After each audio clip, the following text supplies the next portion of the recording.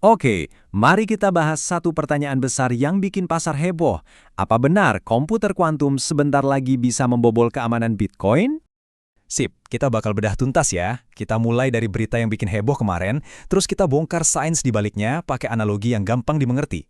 Habis itu, kita lihat solusi apa aja yang lagi disiapin, dan terakhir, apa sih artinya semua ini buat masa depan Bitcoin. Jadi ceritanya tuh dimulai beberapa waktu lalu pas ada pengumuman tentang komputer kuantum super canggih yang namanya Willow. Waktu berita ini keluar, wah, komunitas kripto langsung heboh. Reaksinya cepet banget dan jujur aja ada sedikit kepanikan. Dan pasar, ya gitu deh, nggak pakai nunggu lama. Harga Bitcoin langsung anjlok 3,5%. Ini jelas bikin semua orang jadi bertanya-tanya, seberapa aman sih jaringan Bitcoin ini sebenarnya? Nah, biar ngerti ancamannya, kita mesti paham dulu nih, emangnya komputer kuantum itu apaan sih? Ini bukan sekedar komputer yang lebih ngebut loh, cara kerjanya itu ada di level realitas yang benar-benar beda.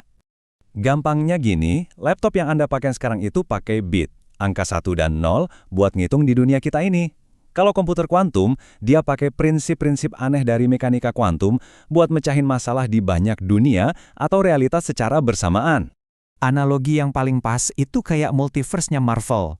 Bayangin aja, Anda bisa mecahin satu masalah super rumit dengan minta tolong versi diri Anda yang lain di alam semesta paralel yang jumlahnya tak terbatas.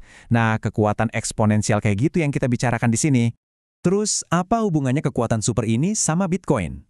Nah, komputer kuantum ini mengincar langsung jantung keamanan Bitcoin, yaitu fungsi kriptografi yang sifatnya satu arah.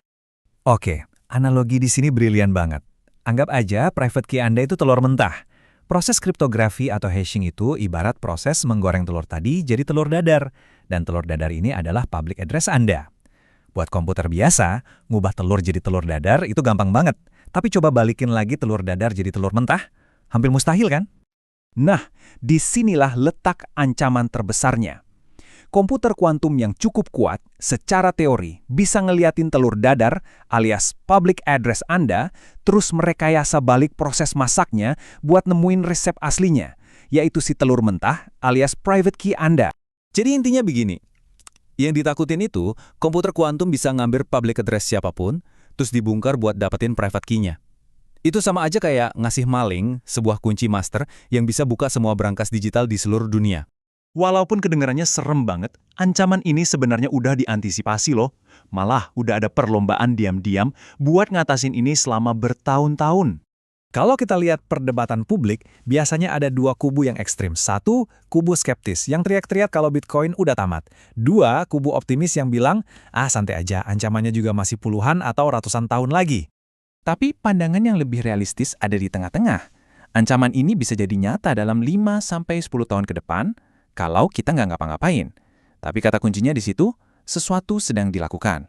Cara mikir paling gampang itu kayak kasus bug Y2K dulu. Ingat kan?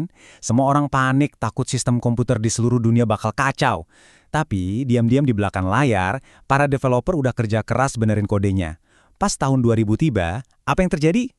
Nggak ada apa-apa. Kenapa? Ya karena solusinya udah disiapin dari jauh-jauh hari. Nah, persis kayak gitu yang lagi terjadi sekarang. Di belakang layar, para pengembang Bitcoin itu udah sibuk bikin dan nguji algoritma baru yang tahan kuantum. Tujuannya adalah buat mengupgrade jaringan, jauh sebelum ada komputer kuantum yang benar-benar mampu buat nyerang. Sering ada yang nanya juga, bisa nggak komputer kuantum dipakai buat nambang semua Bitcoin? Nah, ini sebenarnya salah kaprah. Ini nyampur adukin dua hal yang beda dari sistem Bitcoin. Ancamannya itu bukan ke proses mining atau penambangan. Kalaupun ada komputer kuantum super canggih yang ikutan nambang, jaringan Bitcoin bakal otomatis naikin tingkat kesulitannya. Jadi sama aja bohong. Imbalan Bitcoin barunya juga tetap sama. Nggak ada untungnya. Jadi poin utamanya adalah kerentanannya bukan di proses pembuatan koin baru. Kerentanannya itu ada di proses pembobolan dompet-dompet digital, tempat uang dan aset kita semua disimpan.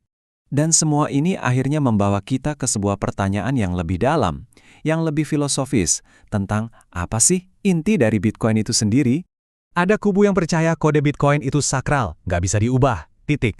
Tapi ada juga kubu lain yang berargumen, kalau mau bertahan hidup, sistem apapun yang harus bisa beradaptasi dan membela diri dari ancaman baru dong. Nah, inilah inti masalahnya. Ancaman kuantum ini bukan cuma soal teknis, ini adalah ujian bagi filosofi Bitcoin itu sendiri.